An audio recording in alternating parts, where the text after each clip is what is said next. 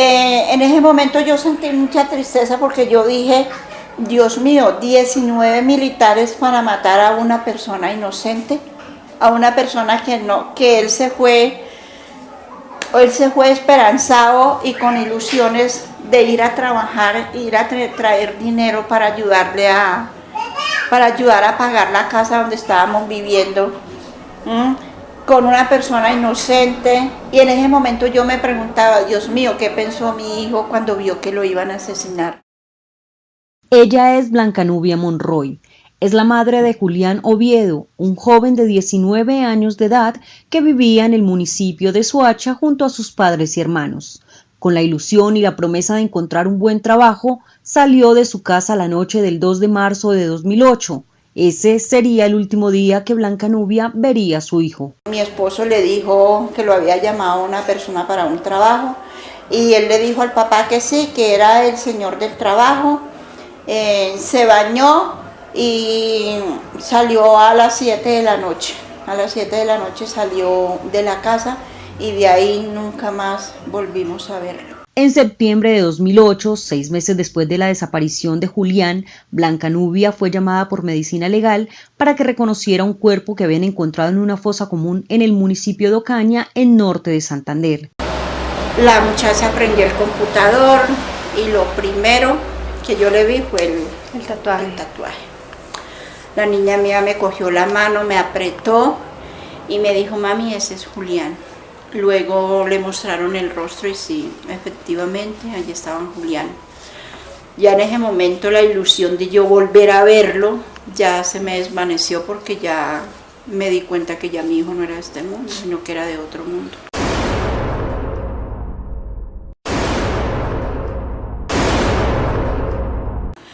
Yo en ese momento lo único que yo era una grabadora. Lo que yo repetía era mataron a Julián, Julián está muerto, Julián está muerto. Para la época de los hechos ya se habían presentado innumerables denuncias de representantes de sectores políticos que intentaban persuadir al gobierno de lo que el ejército estaba haciendo no solo en el centro del país, también en otras regiones. Uno de los denunciantes fue el parlamentario Gustavo Petro, quien para el 2008 era senador de la República. Hay testimonios en la fiscalía de personas que dicen que soldados, que veían en ciertas guarniciones cómo llegaban muchachos de camiones, los bajaban, después los subían en camiones, se oían disparos. Si los casos son 2000, no sabemos realmente la cifra exacta, pero estamos hablando de miles.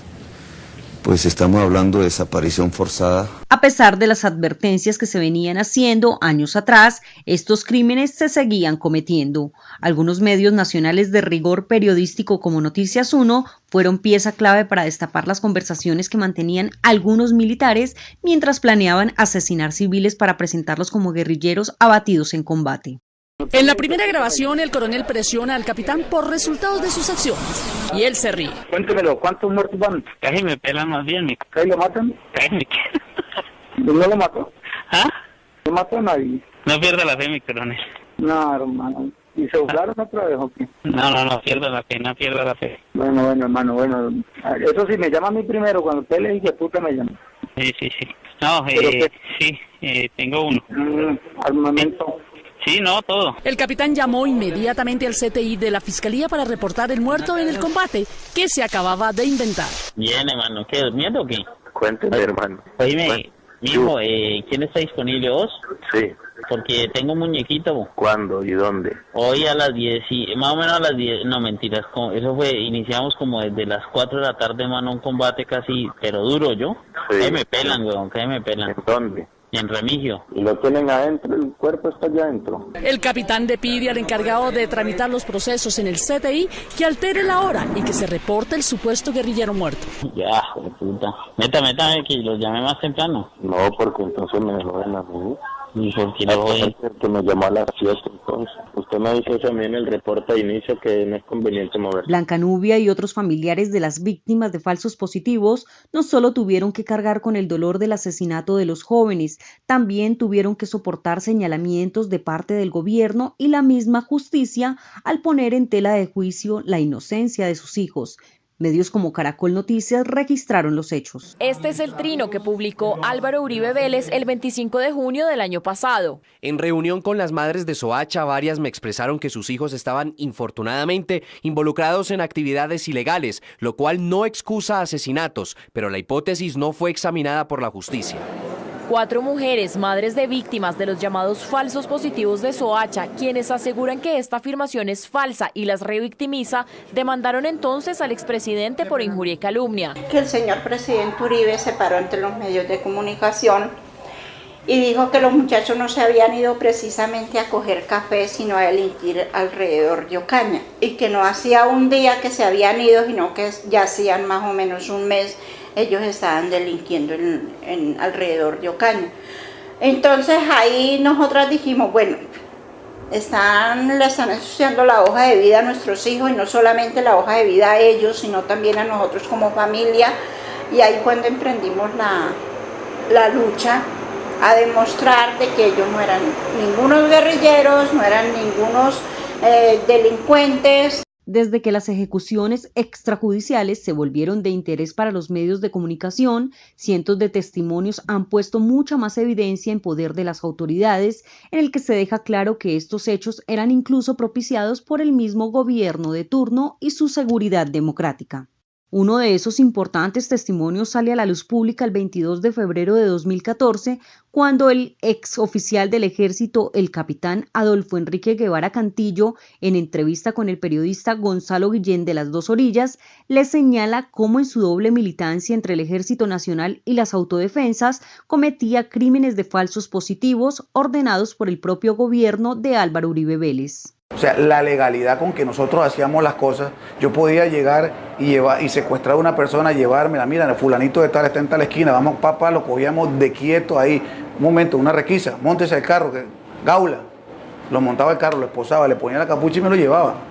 Desaparecido. Pese a los testimonios que cada día se suman a los archivos de las autoridades encargadas de investigar estos hechos, para Blanca Nubia y las demás madres, pareciera que la justicia solo cojea, pero no llega. Sí, a los juzgados voy yo solita, y es como una tarea agotadora, porque uno escuchar todo lo que dicen de su hijo allá en el juzgado, llega uno aquí con la moral por los pies, llega uno cansado, llega uno triste, llega uno... Sí, pero bueno, toca que seguir esta lucha la tenemos que seguir. Amanece, noche amanece, que ya tengo frío, noche amanece.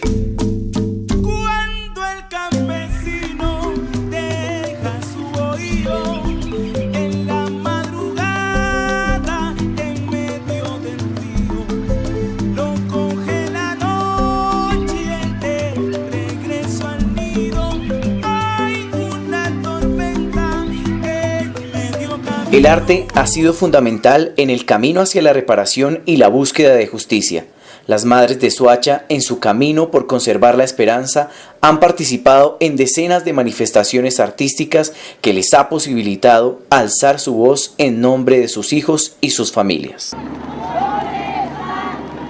¿Dónde están? Nosotros salimos también a marchar por la séptima con el Teatro de la Candelaria de Patricia Silva, me parece, Patricia Ariza. Salimos y había mucha gente que nos decía, cállense locas, es que están locas, es que están no sé qué. Entonces hubo mucha gente en ese momento que, como había gente de parte de nosotros, había gente de a contra de nosotros. Las organizaciones nos llaman, participamos y luego se olvidan de nosotros. Entonces eso es lo que a nosotras, a las madres de Soacha, nos tienen cansadas. La cantante y actriz colombiana Diana Ángel conoció de cerca las historias de los falsos positivos cuando trabajaba para la musicalización de un documental sobre este tema. Se inspiró en el dolor indescriptible de la pérdida de un hijo para componer la canción Te vi partir.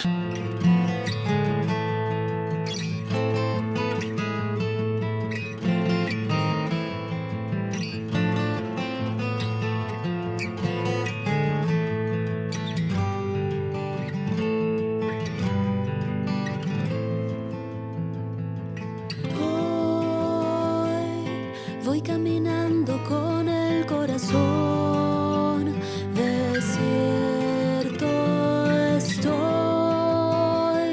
llorando tu ausencia y me gana el dolor, mi amor. No es una canción como dicen por ahí panfletaria, al contrario, es una canción de una vivencia de una mamá real. Yo escuché los testimonios de todas las mamitas y hubo uno en particular que me causó mucho curiosidad porque ella dijo que ella lo había despedido un día, le había dado un beso y él se había ido y él no volvió, como si nada, se lo entregaron a los 2 días en una bolsa de basura muerto. Y así es una canción muy bonita, muy bonita y no sé cómo la compuso. Habla como del caso de los muchachos, habla del dolor de la madre, pues ella es mamá y entonces habla del dolor de las madres cuando pierden un hijo, porque yo pienso que la prueba más grande que Dios le manda a una mujer es quitarle un hijo. Esa mañana yo te di un beso y te vi partir, mi bendición y el sol detrás de ti. Todos tus pasos recorrí buscando rastros de ti, pero tus huellas llegan a su fin. Te vi. Yo creo que logramos no solamente musicalizar el documental, sino dejarles un mensaje a ellas, y es una canción que ellas aprecian mucho a pesar de que dicen que las hace llorar mucho, pero cuando uno llora limpia y cuando llora sana y cuando llora perdona y trata de seguir adelante. La Asociación para la Promoción Social y Alternativa Minga es otra de las entidades que a través del Centro de Memoria Histórica trabaja desde hace 8 años con los familiares de víctimas de falsos positivos en su programa El Costurero, Kilómetros de Vida y de Memoria. Cada semana se reúnen para tejer la historia de lo que les sucedió. Empezaron con el comentario que el Centro de Memoria, que no sé qué. Entonces yo una vez fui al CAT. Entonces, no, que el Centro de Memoria. Entonces yo le dije, ¿pero eso qué es? Entonces me dijo Carmencita, me dijo, no, es donde vamos a ir a estampar nuestras historias en unas telas. Y yo le dije, ¿y qué? ¿Allá hay que ir a coser? Y me dijo, sí, hay que ir a coser. Y yo, pues yo me le mido. De ese día salimos todas las que estábamos y nos fuimos al Centro de Memoria. Lo que se buscó fue una forma de encontrarnos cada jueves para contar de otras formas el dolor, ¿no? Porque había una problemática, era que todo el tiempo estábamos rememorando el hecho doloroso, el hecho doloroso, el hecho doloroso, y había necesidad de entender que las víctimas son mucho más que eso. Entonces las madres de Soacha empezaron a tejer las historias, sí, de cómo se llevaron a sus hijos y el Ejército Nacional los asesina y los hace pasar como guerrilleros dados de baja en combate, pero también empiezan a contar cómo eran ellas cuando niñas, o cómo se sueñan ellas este país en adelante.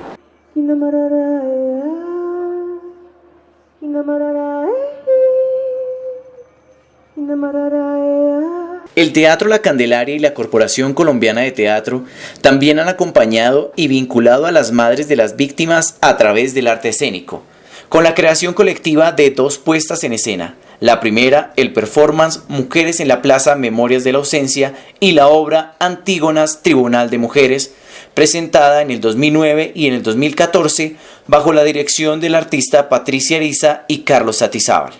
Transformar esos relatos en poesía y en relato público, compartido, un relato para ser compartido y que la gente que viene como público se entere de lo que les ha sucedido y se entere de la lucha de las compañeras que están allí en la escena reclamando justicia. Pero el reclamo de justicia es un reclamo que tiene que pasar por decisiones políticas, no es simplemente porque la obra de arte misma no logra ninguna justicia, logra una justicia simbólica.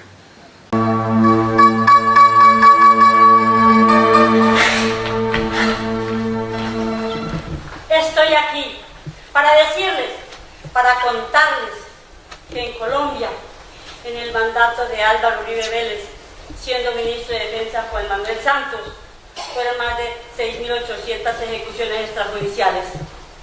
Una de ellas, la de mi hijo. Sirve para reclamar justicia y verdad, porque es la verdad de lo que ellas investigan la verdad de lo que han vivido. Y entonces al convertir esa verdad en imágenes poéticas, esa verdad se vuelve pública y esa verdad repara a la sociedad que está engañada, porque a la sociedad le dijeron, como lo dijo ese señor que fue presidente, esos muchachos no se fueron precisamente a coger café, sino con propósitos delincuenciales. ¿Sí? Entonces doña Luzma dice, ¿quién era él? ¿Acaso se tomó el trabajo de investigar quiénes éramos sus familias? Ni siquiera sabe quiénes son las familias para que diga eso, ¿cierto? ¿Y quién era él? O sea, lo reduce, no es nadie, ni siquiera es presidente, se lo reconoce. Eso es poderoso, es un látigo tremendo, que lo hace en la escena.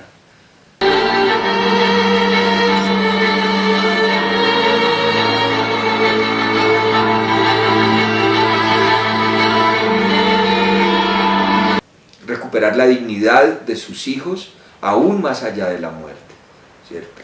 Y en ese camino, pues esa lucha las ha transformado y se han convertido en unas Antígonas colombianas, en una gente que tiene claridad para decir las cosas y para rebelarse, en una rebeldía femenina muy poderosa que esta sociedad la necesita para poderse transformar. Entonces, situar esos relatos en el orden de Antígona, en el mito de Antígona, era el otro propósito.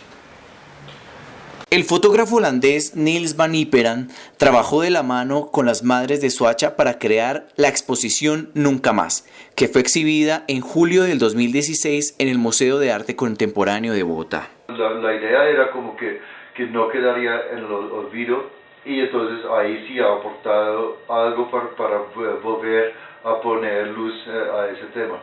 Entonces era como un proceso dentro del proceso del tatuaje mismo, donde estaban hablando con los tatuadores, etcétera, sobre sus hijos. Entonces estaban ahí como recapitulando todo lo que había pasado. Después llegaron al estudio y ahí seguimos hablando de todos los temas. Entonces estaban muy como mentalizados con el tema en el momento de la foto, y eso como yo creo que se muestra en los retratos. En ese momento retrocedí el tiempo y sentí que como que yo estaba haciendo el papel de mi hijo, porque no sabía qué iba, pero él no sabía qué iba a pasar con él. Iba a llegar a una fosa común donde lo iban a enterrar y yo iba a ser enterrada ahí. Entonces fue algo triste y fue algo a la vez que esa tierra como que me quitó todo el peso. Las protagonistas de las expresiones artísticas presentadas han sido las madres de los jóvenes asesinados por el ejército. El papel renovador del arte deja ver que más allá de revictimizar a las familias, su objetivo es el transformar el dolor en fuerza esperanzadora de justicia y vida. Si a mí se me va la vida luchando y para demostrar que Julián no era un guerrillero, pues se me irá la vida en eso. Porque igual yo tengo que demostrar que Julián no era un guerrillero. Una buena noticia llegó para las madres que han clamado justicia por la muerte de sus hijos el pasado 4 de abril de 2017. La justicia condenó entre 37 y 52 años de cárcel a 21 militares involucrados en el crimen de 5 jóvenes. La historia de Blancanubia ha tenido una nueva oportunidad de ser contada y hacerse poesía desde las diferentes expresiones artísticas. Su pasado y gran dolor han encontrado una manera de construir memoria y redignificar su vida y la de su familia.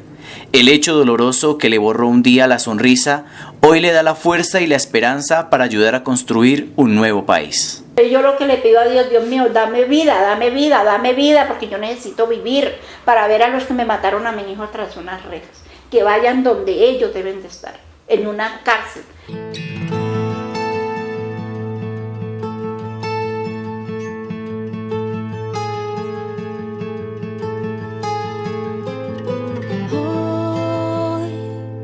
Voy caminando con el corazón desierto, estoy llorando tu ausencia y me gana el dolor, mi amor.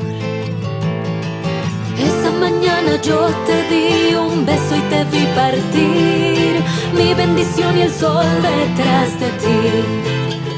La muerte oculta la verdad, aún sigue sin respirar, y yo espero justicia en soledad. Desde donde estés, lo harás. De tu muerte dinos la verdad.